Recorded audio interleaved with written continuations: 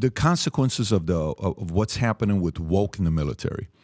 I was in the military, and when I was in the Army, 101st Airborne, there was gays, there were lesbians, and we knew about it. We went out, we went to Nashville, we'd party, and we'd find out, this guy's this, she's this, he's both, she's both. Okay. But it wasn't like, hey, let's advertise it as you're a hero and you're a this. It was just, that's kind of where you were at, right? Versus today. Now, when you hear what... You're talking about the don't ask, don't tell, right? The don't ask, don't tell, yes. I'm from the don't ask, don't tell era. Today, it's the hero-making machine LGBTQ era. It's a different era we're part of today. John Kirby rejects bogus claims of woke policies dragging down Army recruitment. There is no wokeness in the military. This is what he said, right? An Army secretary concerned woke military criticism could hurt the service, right? This article just came out. I'll read this entire article to you on what's going on, where some are saying, well, the reason why recruitment is low is because of all the woke agenda and all the woke ideology. No, that's not the reason why people are not joining the Army. Army Secretary Christine Wormouth expresses concern about the negative impact of accusations of a woke military on recruiting efforts, stating, I hope that we do not see more of any of the kind of talk that's been out there in the past few days while Republican lawmakers and pundits criticize the military efforts towards diversity and inclusion. Wormouth clarifies that the Army is focused on being a ready Army, not a woke Army. She emphasizes that concerns about a woke military have not been a major challenge in recruiting, according to market research and a Defense Department survey. Wormouth acknowledges that some young Americans may be reluctant to join the Army due to the perception of its being woke, but highlights the importance of countering the negative rhetoric as it can have counterproductive effects on recruiting. She emphasizes the influence of news and social media on young Americans' perceptions. So is the Army and the military getting more woke, and is it negatively impacting recruiting? This kind of reminds me of a non-commissioned officer many years ago who told me, and I think at the time I was a captain, Captain, I've never had intimate relations with anybody but an attractive woman. But I have changed my standards on occasion. My point is, I think Christine... Too many drinks at night. At 2 a.m., okay. I think Christine Vormuth is living in fantasy world. I think that if you're a average 18, 19, 20-year-old man, single, guy who's even remotely athletic, who wants to be tested, wants to accomplish something in life, wants to join an elite organization, and he looks at what's presented to him in these commercials and what he sees, he says, thank you, but no thank you. I'll go somewhere else. I mean, as soon as we started telling everybody, and this started by the time, even in the 90s, and we saw it begin in the 70s, frankly. This is a long process of what I call rot. If you say that little Susie over there who weighs 90 pounds or 110 pounds is just as good as Bob, who's 6 feet tall and weighs 220, and she can do everything he can do and there's no difference, good, you're going to get a lot of Susies, but you're not going to get the other guy.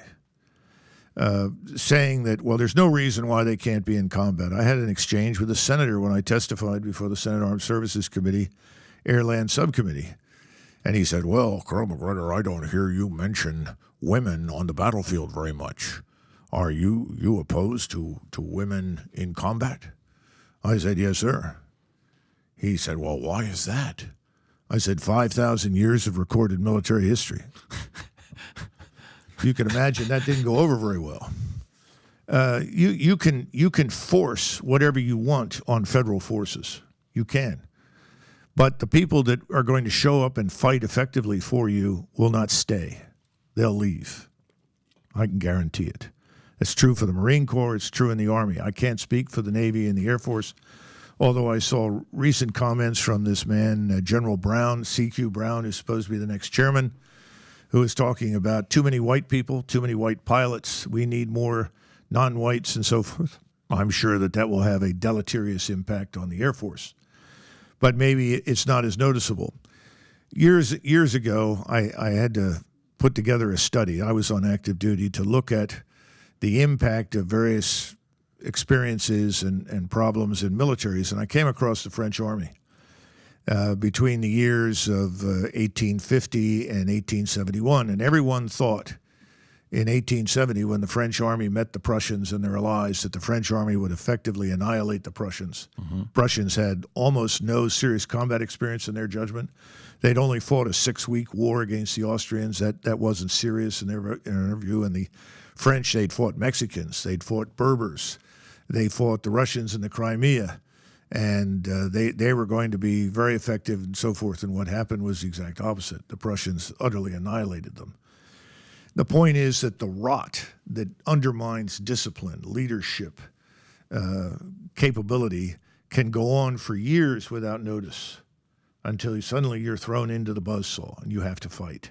Then everything that was previously unidentified or concealed comes to the fore. That happened to the British in 1914. It happened to them again in 1940.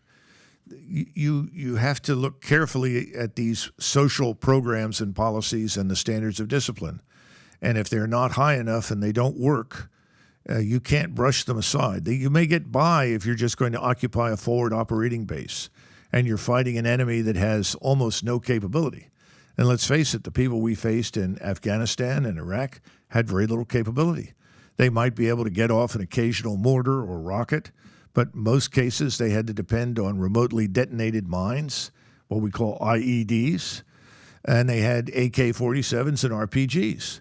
And, frankly, we had everything. We had absolutely devastating artillery, devastating air power, so there was never any question as to who was going to dominate and who was going to win. You had, frankly, something similar in Vietnam. We always had overwhelming firepower that could come in and crush the opponent. He just couldn't put it together rapidly enough and effectively enough. Well, those days are over. And if we are going to fight someone like the Russians or the Chinese or any of these other countries, we have to come to terms with the reality that they do not implement woke programs. They're not interested in that. They're not interested in making people feel good. They're interested in forces that can fight. Soldiers exist to do one thing, to fight and kill the enemy. That's it. Now, they can do a lot of other things, but that's the preeminent purpose of the whole structure. We've lost sight of that. We lost sight of it a long time ago. Yeah, when you think about that, and then you see a speech that Putin gives, and he says the West, America, is trying to get their military to be woke. He uses it in his own words. And he says, we're not compromising our values and principles. Here's what we're all about. We're about defending, Russia.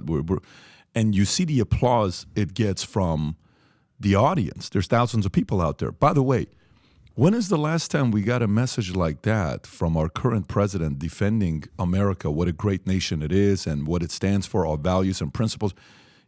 That you can take the same exact message Putin gave, and Biden's done this a few times before, where he takes messages from other people around the world and he uses that. His writers can literally take that, put it in ChatGPT, and say, change it up a little bit to make it sound like Joe Biden. Put it on the teleprompter. If he gave that message, you know what the American people would do? They would lose their mind. They would applaud. They say, oh my God, who is this guy?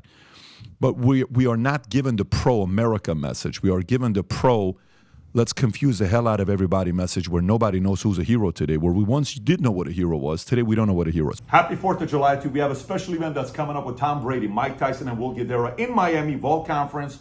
It'll be August 30th to September 2nd. This weekend for 4th of July, we're running a special. Buy one, get one free. Bring your spouse, bring your business partner, bring your running mate. If you haven't yet registered, click on a link below or above. Get registered. Looking forward to spending 3 days with you in Miami.